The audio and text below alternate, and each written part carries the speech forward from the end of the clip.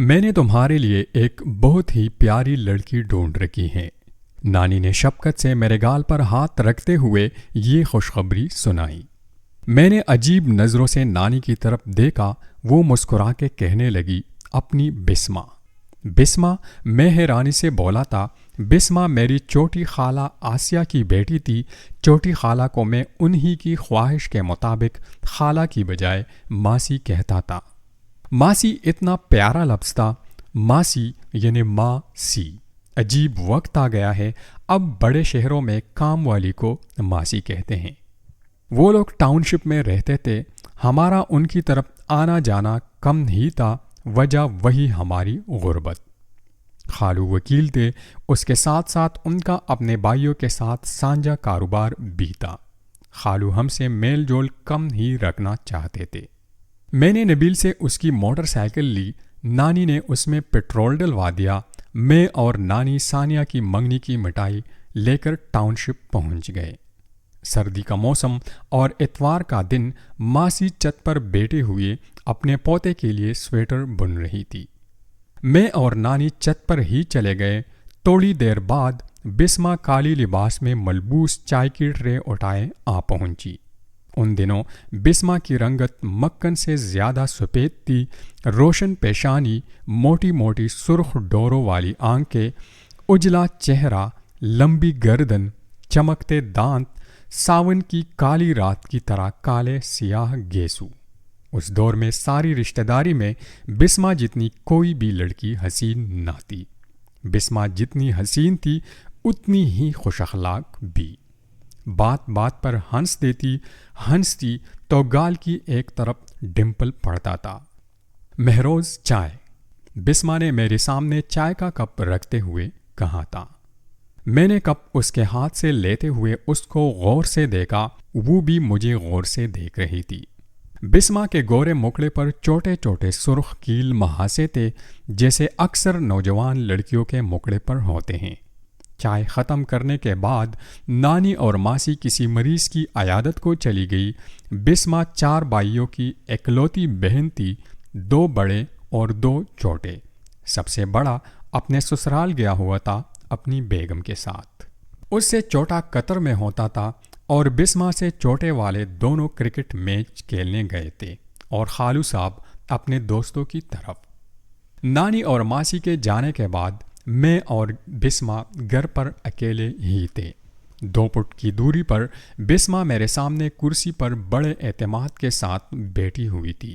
بڑے دل والے ہوں، اپنی محبت کی لٹ جانے پر خود ہی مٹھائیاں بانٹ رہے ہوں۔ محبت؟ مجھے بسمہ کی بات سن کر کرنٹ سا لگا۔ میں نے دل میں سوچا، ابھی چند مہینے پہلے زندگی میں صرف ایک بار جیسے تیسے کر کے میں نے ثانیہ سے اپنی خاموش محبت کا اظہار کیا تھا۔ ثانیہ اور اس کے بھائی کے علاوہ کسی کو بھی پتہ نہیں تھا۔ اسے کہاں سے خبر مل گئی؟ کہاں کو گئے ہوں؟ بسمہ نے چٹکی بجاتے ہوئے میرے خیالوں کے سلسلے کو توڑا۔ تمہیں کس نے بتایا؟ سب جانتے ہیں، بسمہ نے کرسی کی بیک سے ٹیک لگاتے ہوئے جواب دیا۔ میرے زخم پھر سے ہرے ہو گئے، میرا چہرہ افق ہو گیا۔ کوشش کے باوجود بھی میں اپنے ماتھے پر شکست کی شکنوں کو آنے سے نہ روک سکا۔ میری خاموش محبت بسمہ سے ڈکی چھپی نہ رہی تھی۔ مہروز دپا کرو ثانیہ کو، اسے تم سے کبھی محبت تھی ہی نہیں۔ وہ تو اکثر تمہارا مذاق اڑایا کرتی تھی اور مجھے اس پر شدید غصہ آتا تھا۔ میں نے ڈبڈباتی آنکھوں سے بسمہ کی طرف دیکھا۔ بسمہ کی روح روشن پر جان لیوا مسکراہٹ تھی۔ سچ کہہ رہی ہوں، بسمہ کی انابی ہونٹوں پر پھر مسکراہٹ بکھر گئی تھی۔ مجھے اس کے رویے سے یہ تاثر مل رہا تھا جیسے یہ کوئی بڑی بات نہ ہو۔ ویسے ایک بات ہے، عاشق تم بہت سچے ہو۔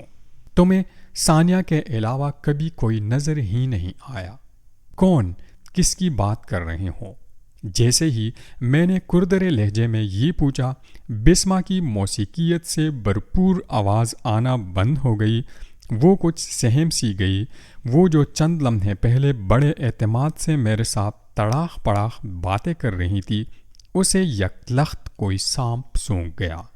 وہ اٹھ کر وہاں سے چھت پر بنے ہوئے اکلوتے کمرے کے اندر چلی گئی اور وہاں کڑے ہو کر تانک جانک کرنے لگی۔ میں شش و پنج میں مبتلا تھا، یہ کیا ماجرا ہے؟ میں اپنی جگہ سے اٹھ کر بسما کی طرف بڑھا، وہ میرے طرف ہی دیکھ رہی تھی۔ جیسے ہی میں کمرے میں اس کے سامنے جا کر کھڑا ہوا، اس نے فٹ سے نظریں جھکا لی۔ اس کی سانسیں تیز تیز چل رہی تھی اور ان سے سوندھی سوندھی خوشبو آ رہی تھی۔ میں اس کی پریشانی کو سمجھ نہیں پا رہا تھا۔ اسے اعتماد دینے کے لیے میں نے اپنا ہاتھ اس کے کندھے پر رکھنے کے لیے جیسے ہی اٹھایا، وہ ترنت برنت 2 قدم پیچھے ہٹ گئی۔ میں بچپن سے ہی تمہاری ہوں، بسما نے چشم الفت سے میری طرف دیکھ کر کہا۔ میں ایک لمحے میں کزن سے محبوب بن گیا۔ نانی کے الفاظ میرے کانوں میں گونجے۔ میں نے تمہارے لیے ایک بہت ہی پیاری لڑکی ڈھونڈ رکھی ہے۔ نانی کی آواز کے پیچھے پیچھے ہی ایک آواز میری کانوں میں پڑی۔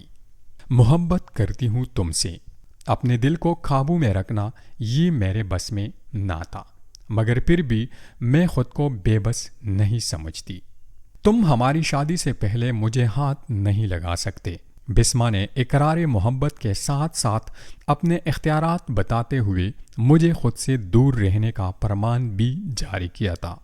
یہ سنتے ہی میرا دل غش غش کر اٹھا۔ وہ جو کہیں ملتان کی گلی میں نکڑ کے ساتھ بیٹھا ہوا گریا کر رہا تھا، وہ کسکتا کسکاتا ٹاؤن شپ آ گیا۔